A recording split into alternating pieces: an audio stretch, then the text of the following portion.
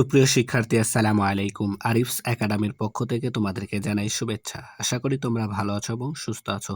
তো আজকে আমি তোমাদের গণিত বইয়ের পৃষ্ঠা নম্বর ১০৯, ঠিক আছে? ১০৯ এর ৫ এবং ৬ নাম্বার।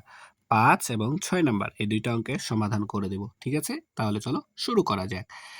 তো প্রথমে আমরা ৫ নাম্বারটার সমাধান করব। ঠিক আছে? তো ৫ নাম্বার প্রশ্ন দেখো আমাদের বলা আছে যে আমাদের শ্রেণীতে ৩ জন শিক্ষার্থীর বয়সের গড়, সরি ৩০ জন, ঠিক আছে? এখানে ৩ নয়, ৩০ জন শিক্ষার্থীর বয়সের গড় ১০ বছর। ঠিক আছে? ৩০ জন শিক্ষার্থীর বয়সের গড় ১০ বছর। যদি শফিক স্যারের বয়স যোগ করি তবে বয়সের গড় হয় ১১ বছর। ঠিক আছে?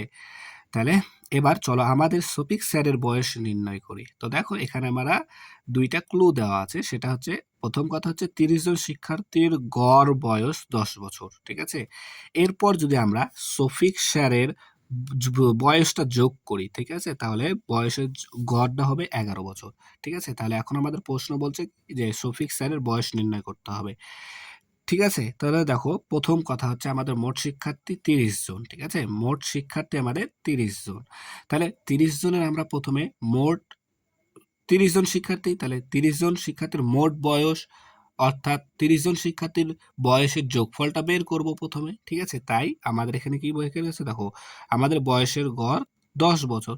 তাহলে এই গড় বয়সকে শিক্ষার্থীর সংখ্যা দ্বারা যদি গুণ করি তাহলেই তো আমাদের মোট বয়স বা বয়সের যোগফলটা বের হবে, তাই না? তাই আমরা এখানে লেখা হচ্ছে দেখো আমাদের মোট বয়স হবে, তাহলে এখানে ৩০ আমাদের শিক্ষার্থীর সংখ্যা লিখলাম, গুণ কি গড়, গড় হচ্ছে আমাদের ১০ বছর। ঠিক আছে? তাহলে ৩০ কে ১০ দ্বারা গুণ করলে ৩০০ হয়। ঠিক আছে? তাহলে আমাদের মোট বছর হচ্ছে ৩০০ বছর। ঠিক আছে? বয়স ৩০০ বছর মোট। ঠিক আছে? এটা যোগফল। তাহলে এটা গেল আমাদের এই যে এতদূর পর্যন্ত কাজ। ঠিক আছে? প্রথম স্টেপ। এখন দ্বিতীয় স্টেপ হচ্ছে কি যে আমরা এখন শফিক স্যারের বয়সটা আরো যোগ করে দিলাম, তাই না?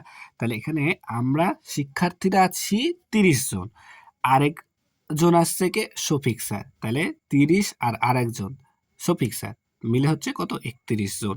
এই যে তাই লিখেছে শফিক স্যার সহ আমরা ৩০ যোগ ১ ৩১ জন। ঠিক আছে? তাহলে এই ৩১ জনের আবার গড় বয়স হচ্ছে কি ১১ বছর। তাহলে আমরা এখান থেকে এই ৩১ জনের আবার কি করব, মোট বয়স বা যোগফলটা বের করব। তাহলে কি করতে হবে, হয়তো শিক্ষার্থীর সংখ্যা বা আমাদের সংখ্যা গুণ হচ্ছে আমাদের বয়স। তাহলে এই যে দেখো এখন বলছে কি ৩১ জনের মোট বয়স ৩১, আমরা শিক্ষার্থী স্যার সহ শিক্ষার্থীর সংখ্যা ৩১ গুণ আমাদের গড় বয়স কত এখন ১১, এই ১১ দ্বারা গুণ করলাম। তাহলে যদি এখন আমরা ৩১ কে ১১ দ্বারা গুণ করি তাহলে দেখো ১ ১ কে ১, ৩ ১ কে ৩, ০ ১ ১ কে ১, ৩ ১ কে ৩, তাহলে ১ ৩ আর ১ ৪, ৩, ৩৪১ বছর। তাহলে এখানে ৩৪১ বছর। তাহলে দেখো ৩০ জনের গড় বয়স, ৩০ জনের মোট বয়স ছিল আমাদের ৩০০, আর এখন আমাদের ৩১ জনের মোট বয়স হলো ৩৪১। তাহলে এই এখন আমরা যদি এই ৩৪১ থেকে ৩০০ বাদ দিয়ে দিই তাহলে কিন্তু আমাদের শফিক স্যারের বয়সটা চলে আসবে।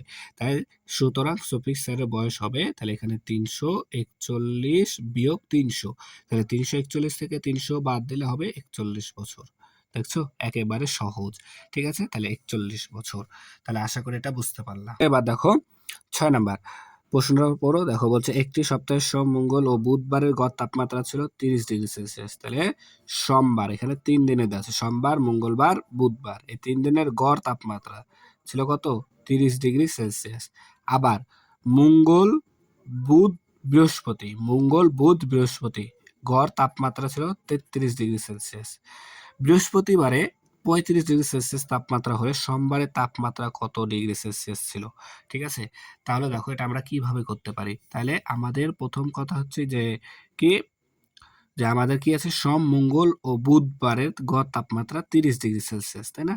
তাহলে আমাদেরকে প্রথমে কি করতে হচ্ছে, দেখো এখানে সোম, মঙ্গল ও বুধবারের গড় তাপমাত্রা ছিল ৩০ ডিগ্রি সেলসিয়াস। তাহলে সোম, মঙ্গল ও বুধবারের মোট তাপমাত্রা বের করতে হবে।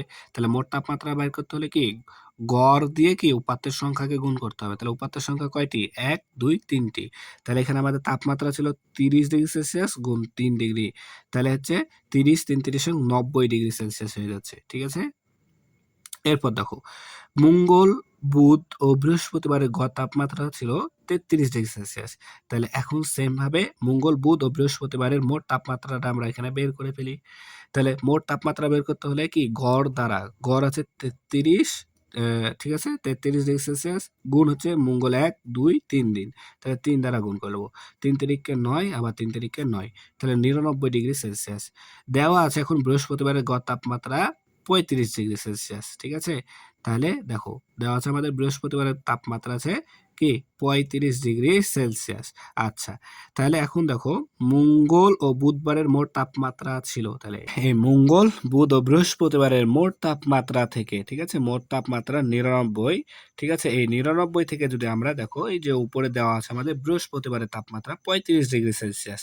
এটা যদি বিয়োগ করে দিই, ঠিক আছে? তাহলে দেখো এখানে ছিল আমাদের মঙ্গল, বুধ ও বৃহস্পতিবার। ঠিক আছে? ৩টার যোগফল পেয়েছি ৯৯। ঠিক আছে? এখান থেকে আমাদের বৃহস্পতিবারের তাপমাত্রা দেয়া আছে ৩৫। ঠিক আছে? বৃহস্পতিবারের তাপমাত্রা দেয়া আছে আমাদের ৩৫। এটা বিয়োগ করে দিলেই তো থাকবে মঙ্গল ও বুধবার।